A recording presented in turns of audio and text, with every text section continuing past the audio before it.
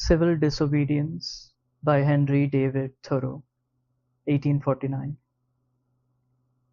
I heartily accept the motto, that government is best which governs least, and I should like to see it acted up to more rapidly and systematically. Carried out, it finally amounts to this, which I also believe, that government is best which governs not at all. And when men are prepared for it, that will be the kind of government which they will have. Government is at best but an expedient, but most governments are usually, and all governments are sometimes, inexpedient. The objections which have been brought against a standing army, and they are many and weighty, and deserve to prevail, may also at last be brought against a standing government. The standing army is only an arm of the standing government. The government itself, which is only the mode which the people have chosen to execute their will, is equally liable to be abused and perverted before the people can act through it. Witness the present Mexican War, the work of comparatively a few individuals using the standing government as their tool, for in the outset the people would not have consented to this measure. This American government, what is it but a tradition, though a recent one, endeavoring to transmit itself unimpaired to posterity, but each instant losing some of its integrity? It has not the vitality and force of a single living man, for a single man can bend it to his will. It is a sort of wooden gun to the people themselves. But it is not the less necessary for this, for the people must have some complicated machinery or other, and hear its din, to satisfy that idea of government which they have. Governments show thus how successfully men can be imposed on, even impose on themselves for their own advantage. It is excellent, we must all allow, yet this government never of itself furthered any enterprise, but by the alacrity with which it got out of its way. It does not keep the country free. It does not settle the West. It does not educate. The character inherent in the American people has done all that has been accomplished, and it would have done somewhat more if the government had not, sometimes, got in its way. For government is an expedient by which men would fain succeed in letting one another alone, and, as has been said, when it is most expedient, the governed are most let alone by it. Trade and commerce, if they were not made of India rubber, would never manage to bounce over the obstacles which legislators are continually putting in their way.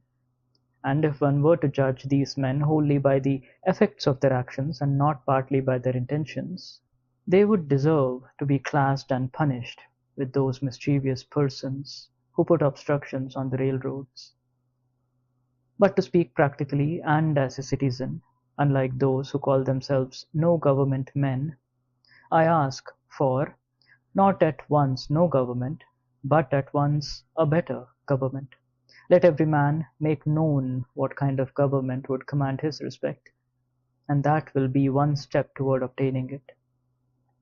After all, the practical reason why, when the power is once in the hands of the people, a majority are permitted, and for a long period continue to rule, is not because they are most likely to be in the right, nor because it seems fairest to the minority, but because they are physically the strongest.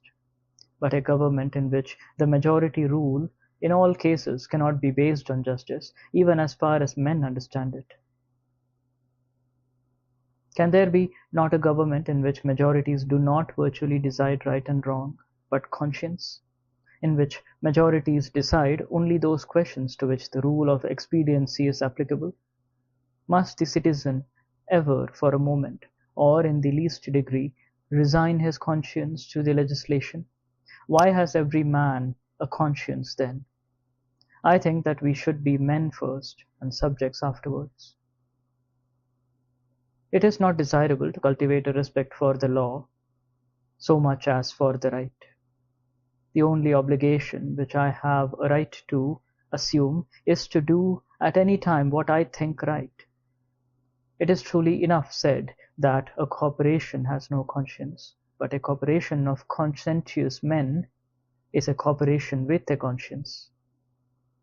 Law never made men a whit more just, and, by means of their respect for it, even the well-disposed are daily made the agents of injustice.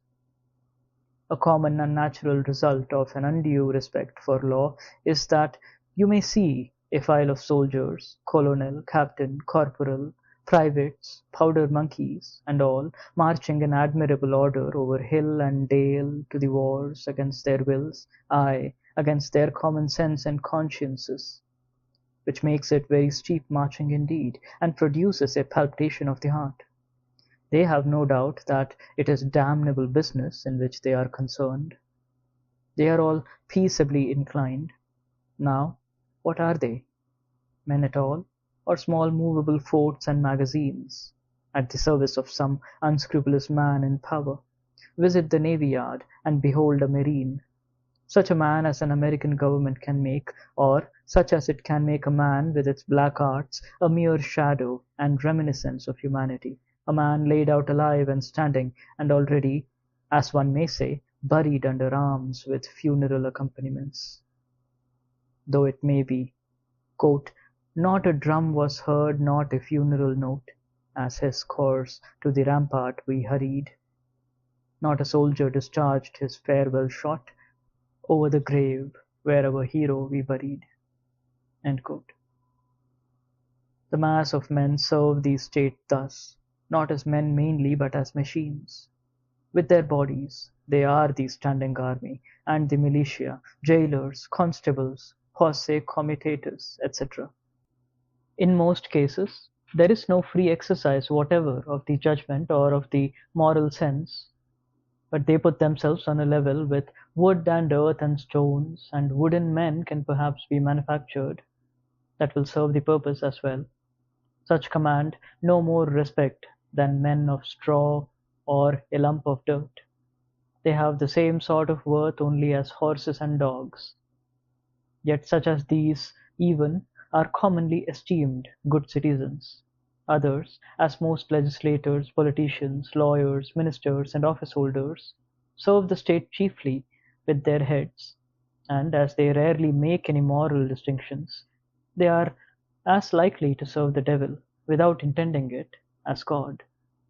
A very few, as heroes, patriots, martyrs, reformers in the general sense, and men, serve the state with their conscience also, and so necessarily resist it, for the most part, and they are commonly treated as enemies by it. A wise man will only be useful as a man, and will not submit to be clay and stop a hole to keep the wind away, but leave that office to his dust, at least. Quote, I am too high born to be propertied, to be a secondary at control, or useful serving man and instrument to any sovereign state throughout the world. End quote. He who gives himself entirely to his fellow men appears to them useless and selfish, but he who gives himself partially to them is pronounced a benefactor and philanthropist. How does it become a man to behave toward this American government today? I answer that he cannot without disgrace be associated with it. I cannot for an instant recognize that political organization as my government, which is the slave's government also. All men recognize the right of revolution, that is, the right to refuse allegiance to and to resist the government when its tyranny or its inefficiency are great and unendurable. But almost all say that such is not the case now, but such was the case, they think, in the Revolution of '75. If one were to tell me that this was a bad government because it taxed certain foreign commodities brought to its ports, it is most probable that I should not make an ado about it, for I can do without them. All machines have their friction, and possibly this does enough good to counterbalance the evil. At any rate, it is a great evil to make a stir about it. But when the friction comes to have its machine, and oppression and robbery are organized, I say let us not have such a machine any longer.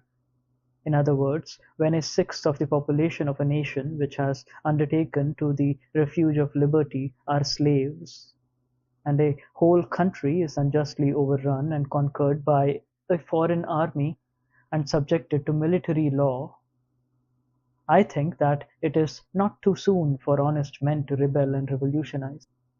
What makes this duty the more urgent is the fact that the country so overrun is not our own, but ours is the invading army. Paley, a common authority with many on moral questions, in his chapter on the duty of submission to civil government, resolves all civil obligation into expediency, and he proceeds to say that, quote, so long as the interest of the whole society requires it, that is, so long as the established government cannot be resisted or changed without public inconveniency, it is the will of God that the established government be obeyed, and no longer. This principle being admitted, the justice of every particular case of resistance is reduced to the computation of the quantity of the danger and grievance on one side, and of the probability and expense of redressing it on the other. End quote. Of this he says, every man shall judge for himself. But Paley appears never to have contemplated those cases to which the rule of expediency does not apply, in which a people as well as an individual must do justice, cost what it may.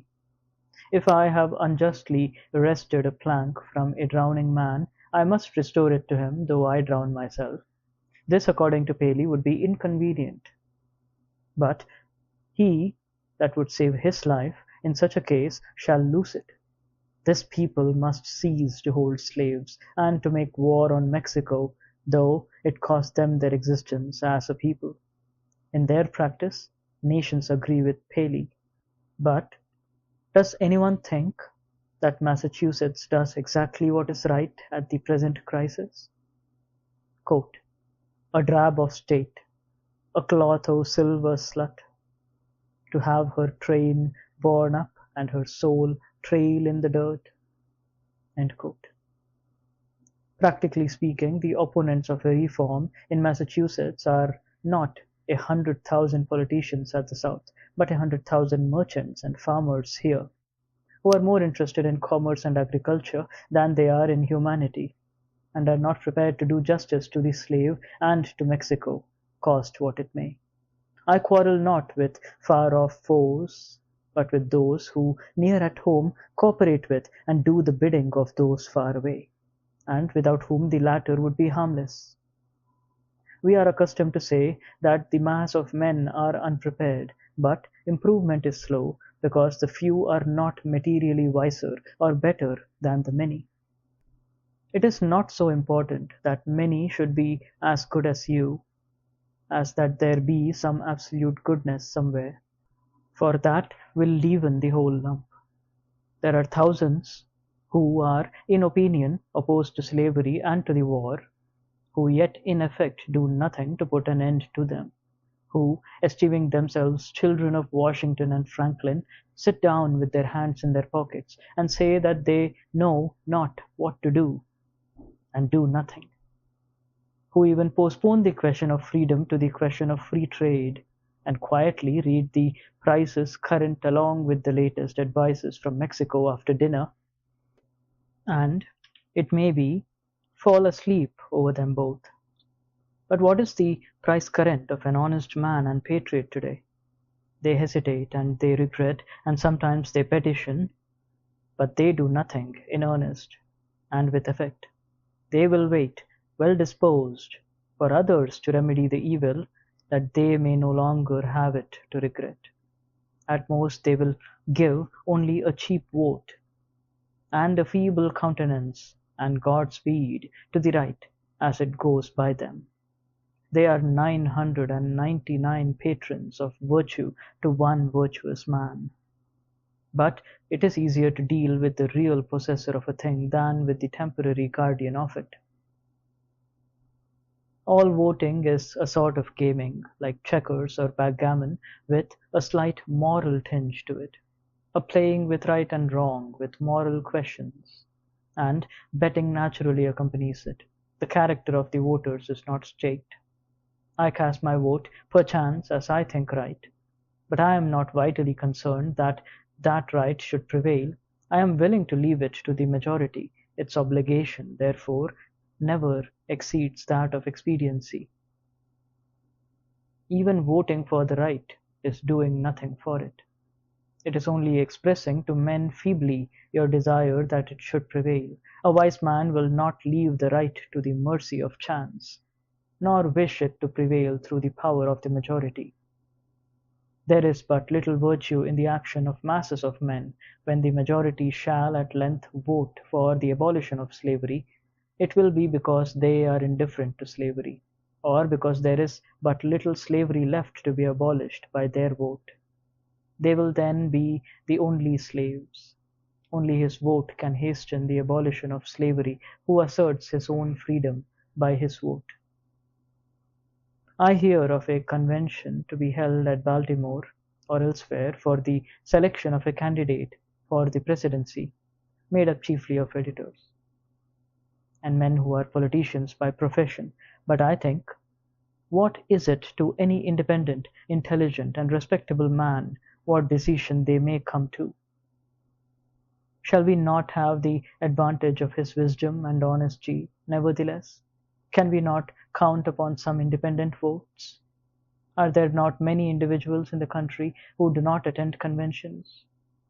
But no, I find that the respectable man, so called, has immediately drifted from his position and despairs of his country, when his country has more reason to despair of him. He forthwith adopts one of the candidates thus selected as the only available one, thus providing that he is himself available for any purposes of the demagogue.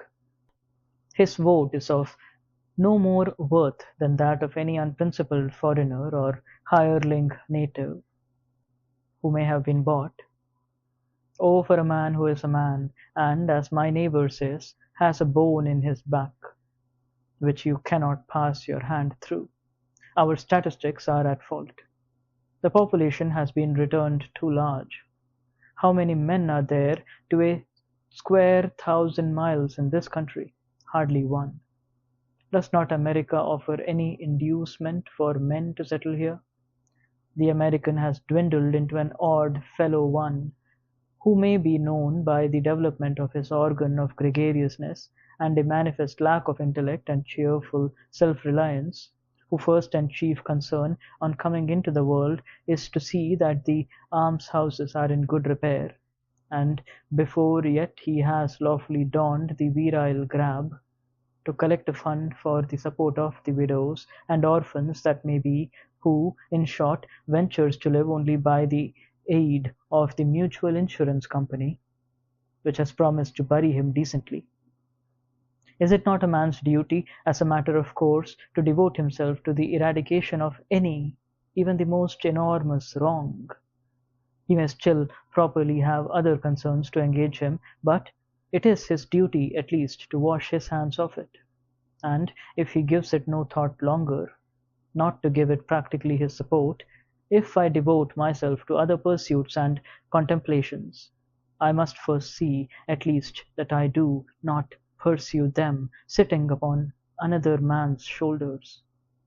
I must get off him first, that he may pursue his contemplations too. See what gross inconsistency is tolerated. I have heard some of my townsmen say, quote, "I should like to have them order me out to help put down an insurrection of the slaves, or to march to Mexico. See if I would go." End quote. And yet those very men have each, directly by their allegiance, and so indirectly, at least by their money, furnished a substitute. The soldier is applauded who refuses to serve in an unjust war by those who do not refuse to sustain the unjust government which makes the war, is applauded by those whose act and authority he disregards and sets at naught, as if the state were penitent to that degree that it deferred one to scourge it while it sinned, but not to that degree that it left off sinning for a moment. Thus, under the name of order and civil government, we are all made at last to pay homage to and support our own meanness. After the first blush of sin comes its indifference, and from immoral it becomes, as it were, unmoral, and not quite unnecessary to that life which we have made. The broadest and most prevalent error requires the most disinterested virtue to sustain it. The slight reproach to which the virtue of patriotism is commonly liable, the noble are most likely to incur. Those who, while they disapprove of the character and measures of a government, yield to it their allegiance and support, are undoubtedly its most conscientious supporters, and so frequently the most serious obstacles to reform. Some are petitioning the state to dissolve the Union, to disregard the requisitions of the President. Why do they not dissolve it themselves, the union between themselves and the state, and refuse to pay their quota into its treasury? Do not they stand in the same relation to the state that the state does to the union? And does not the same reasons prevented the state from resisting the union which have prevented them from resisting the state? How can a man be satisfied to entertain an opinion merely and enjoy it? Is there any enjoyment in it if his opinion is that he is aggrieved? If you are cheated out of a single dollar by your neighbor, you do not rest satisfied with knowing that you are cheated, or with saying that you are cheated, or even with petitioning him to pay you your due, but you take effectual steps at once to obtain the full amount, and see that you are never cheated again. Action from principle, the perception and the performance of right, changes things and relations. It is essentially revolutionary, and does not consist wholly with anything which was. It not only divides states and churches, it divides families. Aye, it divides the individual, separating the diabolical in him from the divine. Unjust laws exist. Shall we be content to obey them, or shall we endeavor to amend them, and obey them until we have succeeded, or shall we transgress them at once? Men generally, under such a government as this, think that they ought to wait until they have persuaded the majority to alter them. They think that if they should resist, the remedy would be worse than the evil.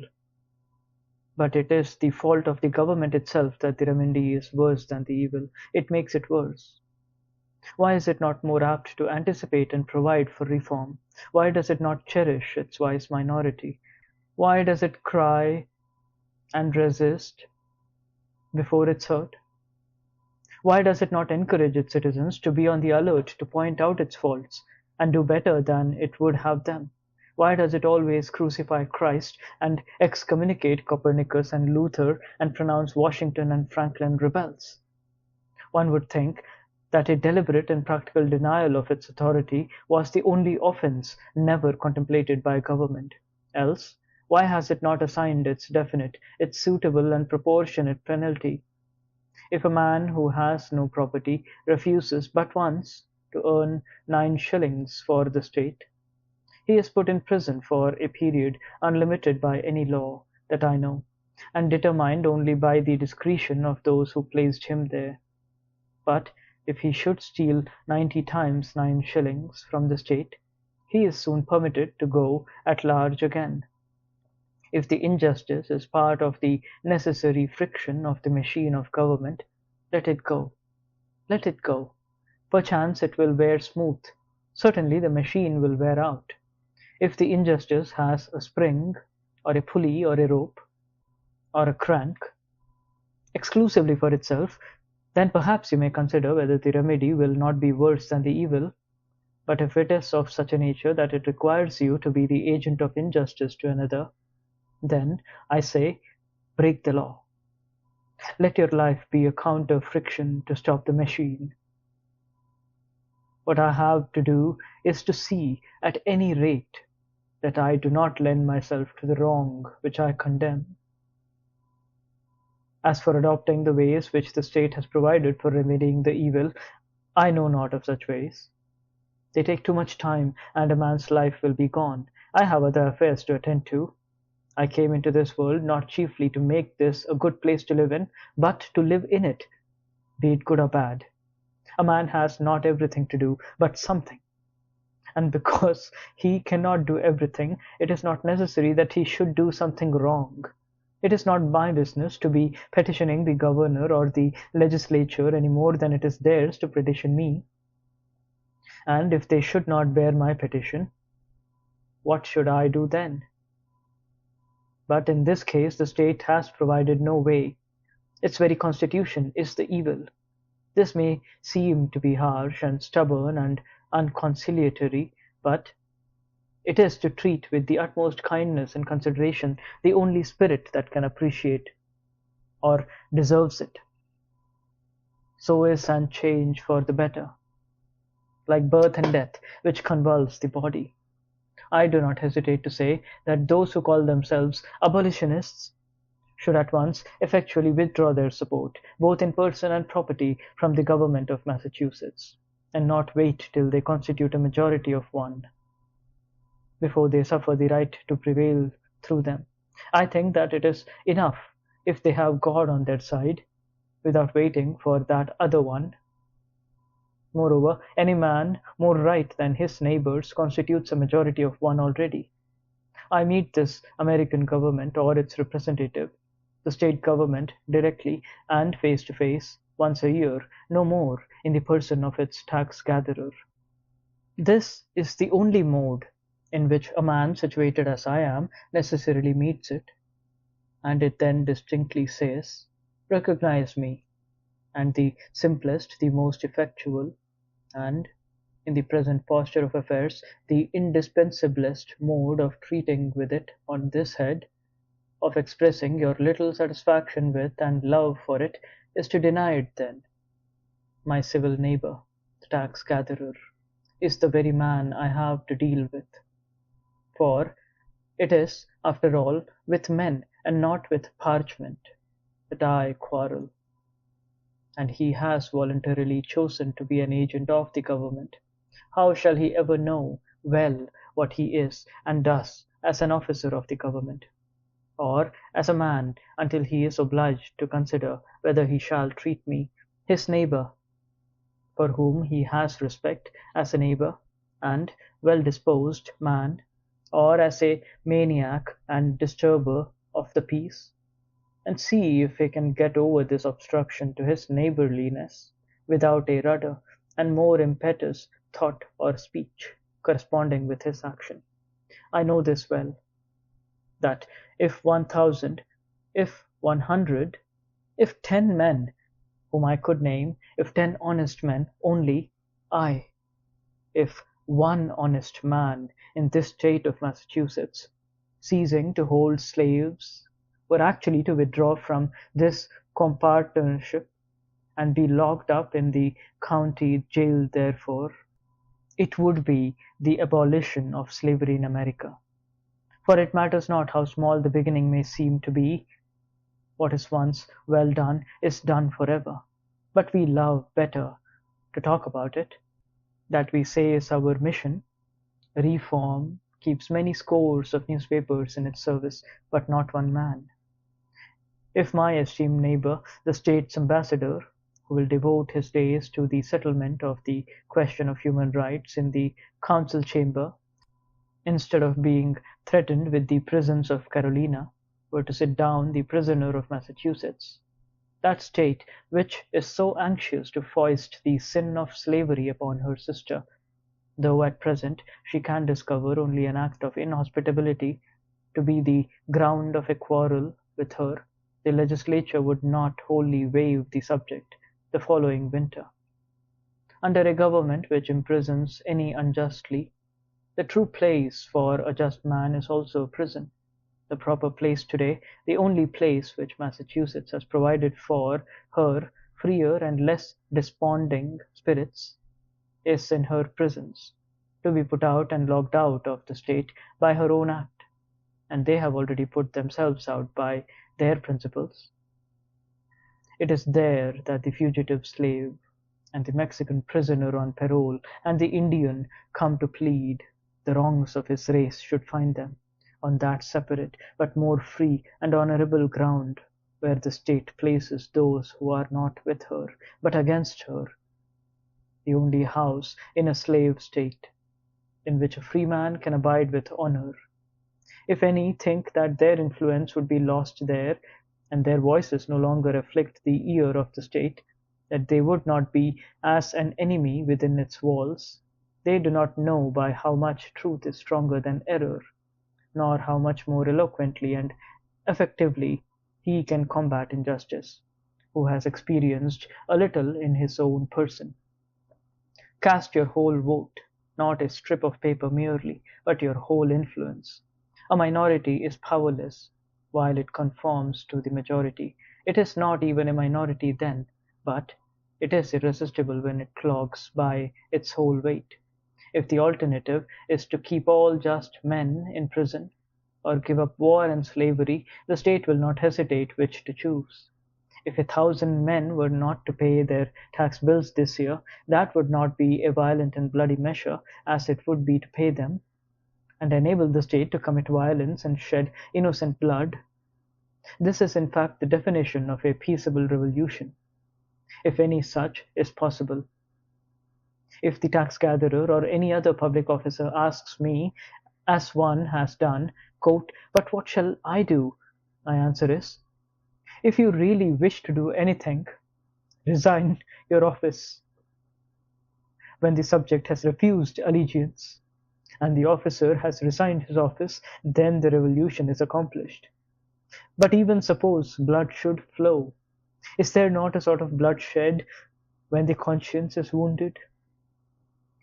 Though this wound a man's real manhood and immortality flow out, and he bleeds to an everlasting death, I see this blood flowing now.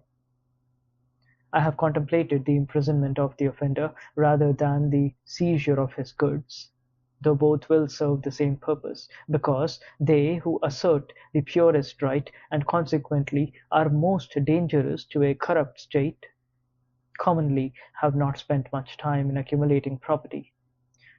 To such the state renders comparatively small service, and a slight tax is wont to appear exorbitant, particularly if they are obliged to earn it by special labor with their hands. If they were one who lived wholly without the use of money, the state itself would hesitate to demand it of him.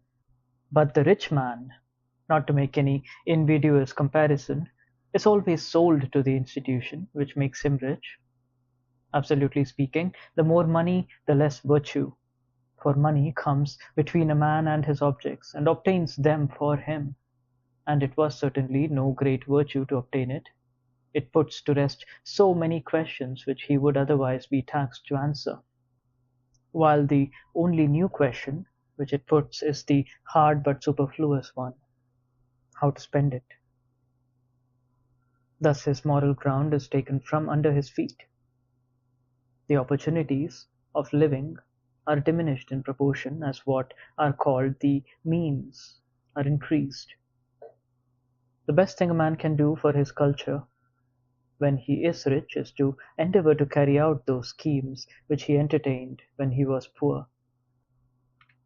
Christ answered the Herodians according to their condition.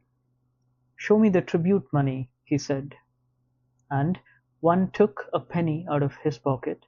If you use money which has the image of Caesar on it, and which he has made current and valuable, that is, if you are men of the state, and gladly enjoy the advantages of Caesar's government, then pay him back some of his own when he demands it.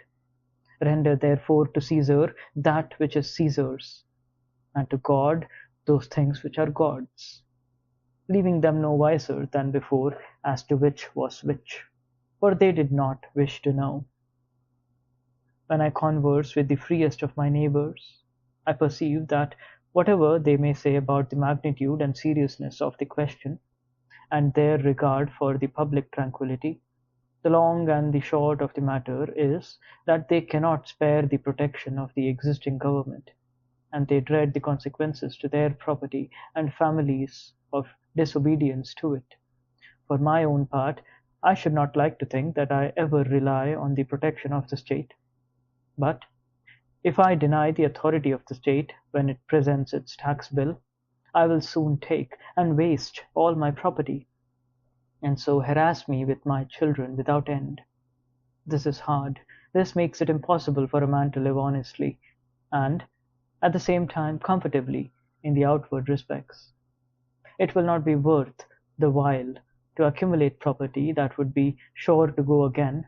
You must hire or squat somewhere and raise but a small crop and eat that soon. You must live within yourself and depend upon yourself, always tucked up and ready for a start, and not have many affairs. A man may grow rich in Turkey even, if he will be in all respects a good subject of the Turkish government. Confucius said, "If a state is governed by the principles of reason, poverty and misery are subjects of shame. If a state is not governed by the principles of reason, riches and honors are the subject of shame."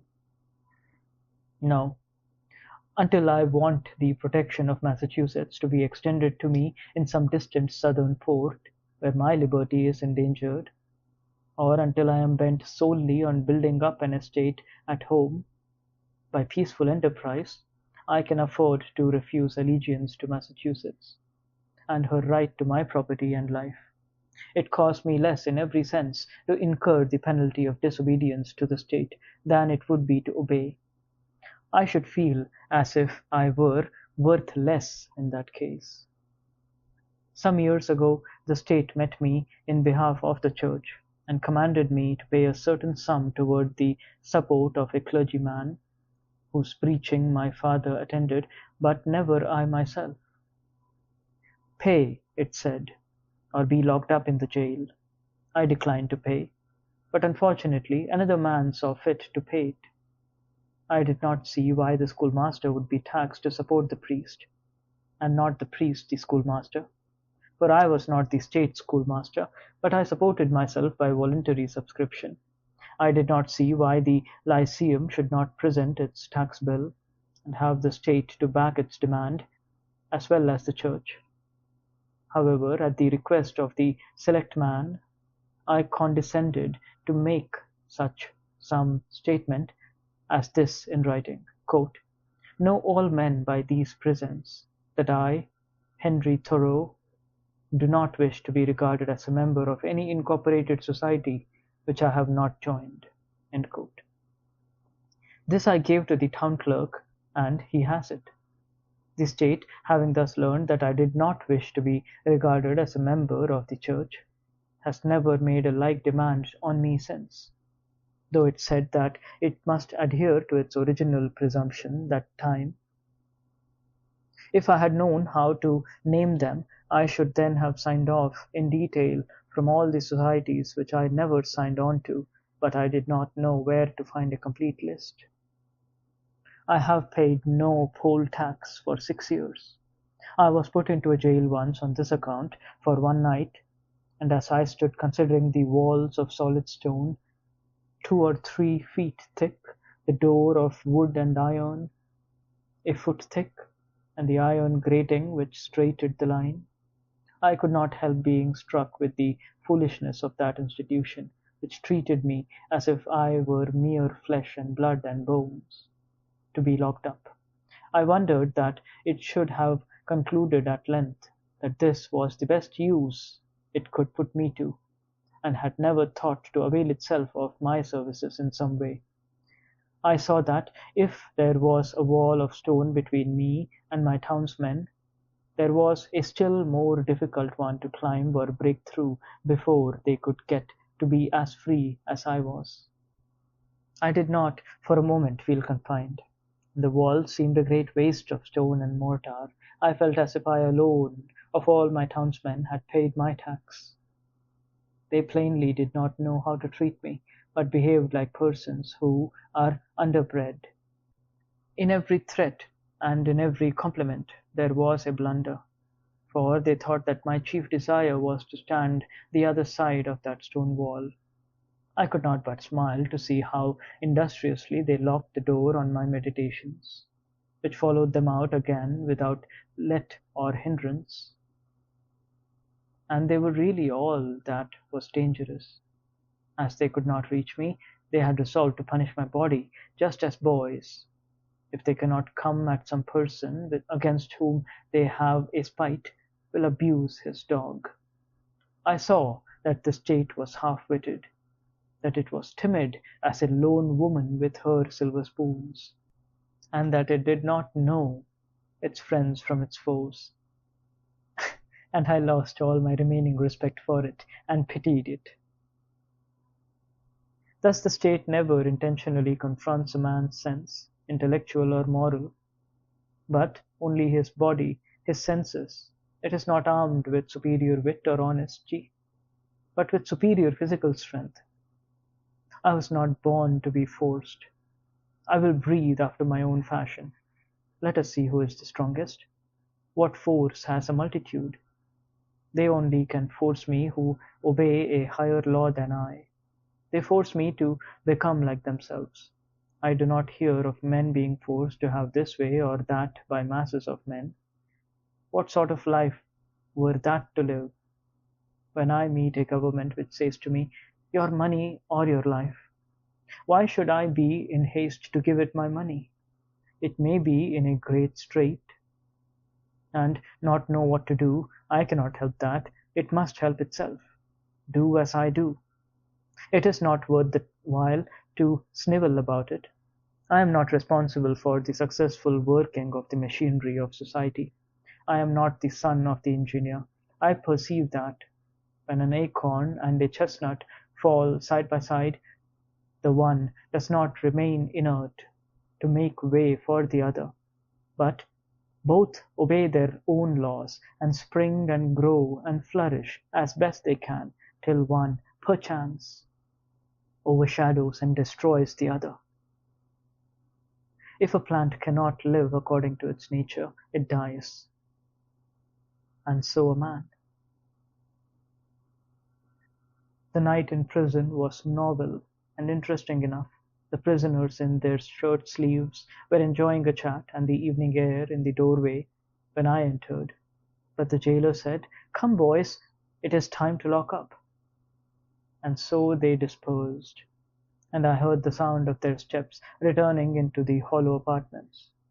My roommate was introduced to me by the jailer as a first-rate fellow and a clever man. When the door was locked, he showed me where to hang my hat, and how he managed matters there. The rooms were whitewashed once a month, and this one, at least, was the whitest, most simply furnished, and probably the neatest apartment in the town. He naturally wanted to know where I come from, and what brought me there, and when I had told him, I asked him, in my turn, how he came there, presuming him to be an honest man. Of course, and as the world goes, I believe he was. "Why," he said, "they accuse me of burning a barn, but I never did it." As near as I could discover, he had probably gone to bed in a barn when drunk, and smoked his pipe there, and so a barn was burnt. He had the reputation of being a clever man, had been there some 3 months waiting for his trial to come on, and would have to wait as much longer, but he was quite domesticated and contented, since he got his board for nothing, and thought that he was well treated. He occupied one window, and I the other, and I saw that if one stayed there long, his principal business would be to look out the window. I had soon read all the tracts that were left there, and examined where the former prisoners had broken out, and where the grate had been sawed off, and heard the history of the various occupants of that room, for I found that even here there was a history, and a gossip which never circulated beyond the walls of the jail. Probably this is the only house in the town where verses are composed, which are afterward printed in a circular form, but not published. I was shown quite a long list of verses which were composed by some young men who had been detected in an attempt to escape, who avenged themselves by singing them. I pumped my fellow prisoner as dry as I could, for fear I should never see him again, but at length he showed me which was my bed, and left me to blow out the lamp. It was like travelling into a far country, such as I had never expected to behold, to lie there for one night. It seemed to me that I never had heard the town clock strike before, nor the evening sounds of the village, for we slept with the windows open, which were inside the grating. It was to see my native village in the light of the Middle Ages, and our Concord was turned into a Rhine stream, and visions of knights and castles passed before me. They were the voices of old burghers that I heard in the streets. I was an involuntary spectator and auditor of whatever was done and said in the kitchen of the adjacent village inn, a wholly new and rare experience to me. It was a closer view of my native town. I was fairly inside of it. I had never had seen its institutions before. This is one of its peculiar institutions, for it is a shire town. I began to comprehend what its inhabitants were about. In the morning our breakfasts were put through the hole in the door, in small oblong square tin pans made to fit, and holding a pint of chocolate, with brown bread and an iron spoon. When they called for the vessels again, I was green enough to return what bread I had left. But my comrade seized it, and said that I should lay that up for lunch or dinner. Soon after he was let out to work at haying in a neighbouring field, whither he went every day and would not be back till noon. So he bade me good day, saying that he doubted if he should see me again. When I came out of prison, for some one interfered and paid the tax, I did not perceive that great changes had taken place on the common, such as he observed who went in a youth and emerged in a tottering and grey-headed man. And yet a change had to my eyes come over the scene, the town, and state, and country, greater than any that mere time could effect. I saw yet more distinctly the state in which I lived. I saw to what extent the people among whom I lived could be trusted as good neighbours and friends, that their friendship was for summer weather only, that they did not greatly purpose to do right, that they were a distinct race from me by their prejudices and superstitions, as the Chinamen and Malays are, that in their sacrifices to humanity they ran no risks, not even to their property, that after all they were not so noble, but they treated the thief as he had treated them, and hoped by a certain outward observance, and a few prayers, and by walking in a particular straight through useless path from time to time, to save their souls. This may be to judge my neighbours harshly, for I believe that many of them are not aware that they have such an institution as the jail in their village.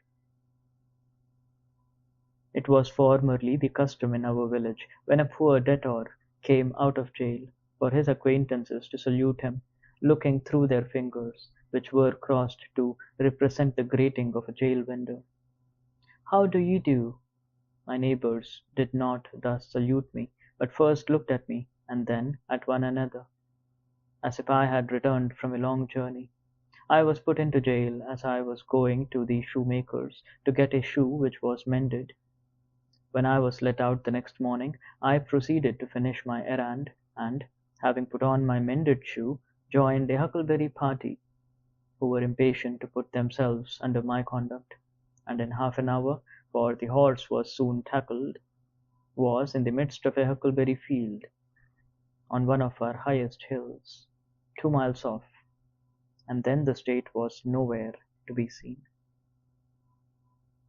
This is the whole history of my prisons.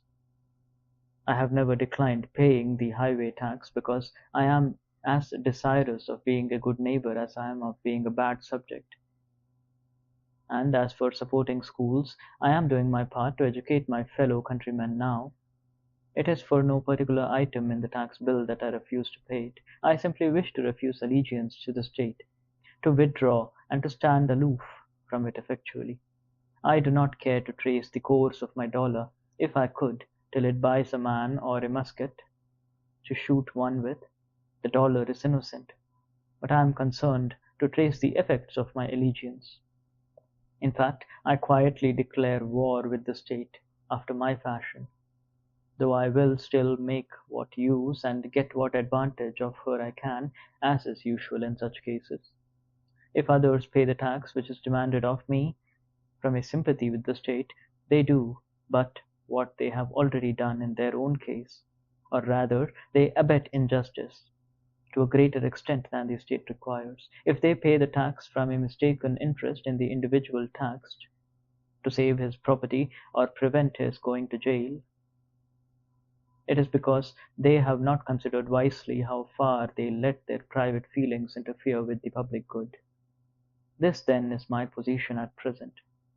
But one cannot be too much on his guard in such a case, lest his action be biased by obstinacy or an undue regard for the opinions of men. Let him see that he does only what belongs to himself and to the hour. I think sometimes, why, these people mean well. They are only ignorant. They would do better if they knew how. Why give your neighbors this pain to treat you as they are not inclined to? But I think again, this is no reason why I should do as they do, or permit others to suffer much greater pain of a different kind. Again, I sometimes say to myself, when many millions of men, without heat, without ill will, without personal feeling of any kind, demand of you a few shillings only, without the possibility, such is their constitution, of retracting or altering their present demand, and without the possibility, on your side, of appeal to any other millions, why expose yourself to this overwhelming brute force? You do not resist cold and hunger, the winds and the waves, thus obstinately. You quietly submit to 1,000 similar necessities. You do not put your head into the fire. But just in proportion as I regard this as not wholly a brute force, but partly a human force, and consider that I have relations to those millions as to so many millions of men, and not of mere brute or inanimate things, I see that appeal is possible, first and instantaneously, from them to the Maker of them, and secondly, from them to themselves. But if I put my head deliberately into the fire, there is no appeal to fire or to the Maker of fire, and I have only myself to blame. If I could convince myself that I have any right to be satisfied with men as they are, and to treat them accordingly, and not according, in some respects, to my requisitions and expectations of what they and I ought to be, then, like a good Mussulman and fatalist, I should endeavor to be satisfied with things as they are, and say it is the will of God. And above all, there is this difference between resisting this and a purely brute or natural force, that I can resist this with some effect, but I cannot expect, like Orpheus, to change the nature of the rocks and trees and beasts. I do not wish to quarrel with any man or nation. I do not wish to split hairs, to make fine distinctions, or set myself up as better than my neighbors. I seek rather, I may say, even an excuse for conforming to the laws of the land. I am but too ready to conform to them. Indeed, I have reason to suspect myself on this head. And each year, as the tax gatherer comes round, I find myself disposed to review the acts and position of the general and state governments, and the spirit of the people, to discover a pretext for conformity. Quote, we must affect our country as our parents, and if at any time we alienate our love or industry from doing it honor, we must respect elders and teach the soul matter of conscience and religion, and not desire of rule or benefit. End quote. I believe that the state will soon be able to take all my work of this sort out of my hands, and then I shall be no better than a patriot than my fellow countrymen. Seen from a lower point of view, the Constitution, with all its faults, is very good. The law and the courts are very respectable. Even this state and this American government are, in many respects, very admirable, and rare things to be thankful for, such as a great many have described them. But, seen from a point of view a little higher, they are what I have described them, seen from a higher still, and the highest, who shall say what they are, or that they are worth looking at or thinking of at all. However, the government does not concern me much, and I shall bestow the fewest possible thoughts on it. It is not many moments that I live under a government, even in this world. If a man is thought free, fancy free, imagination free, that which is not never for a long time appearing to be him, unwise rulers or reformers cannot fatally interrupt him. I know that most men think differently from myself, but those whose lives are by profession devoted to the study of these or kindred subjects content me as little as any statesmen and legislators standing so completely within the institution never distinctly and nakedly behold it. They speak of moving society, but have no resting place without it. They may be men of a certain experience and discrimination, and have no doubt invented ingenious and even useful systems, for which we sincerely thank them, but all their wit and usefulness lie within certain not very wide limits. They are wont to forget that the world is not governed by policy and expediency. Webster never goes behind government, and so cannot speak with authority about it. His words are wisdom to those legislators who contemplate no essential reform in the existing government, but for thinkers, and those who legislate for all time. He never once glances at the subject. I know of those whose serene and wise speculations on this theme would soon reveal the limits of his mind's range and hospitality.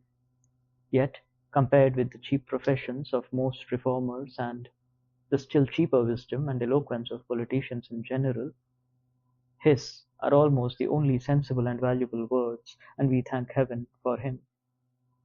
Comparatively, he is always strong, original, and above all, practical. Still, his quality is not wisdom, but prudence. The lawyer's truth is not truth, but consistency or a consistent expediency. Truth is always in harmony with herself, and is not concerned chiefly to reveal the justice that may consist with wrongdoing. He well deserves to be called, as he has been called, the defender of the Constitution. There are really no blows to be given by him but defensive ones. He is not a leader but a follower. His leaders are the men of '87. I have never made an effort, he says, and never propose to make an effort.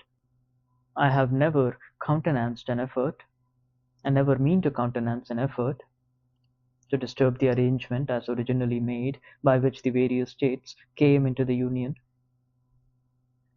Still thinking of the sanction which the Constitution gives to slavery, he says, because it was a part of the original compact, let it stand.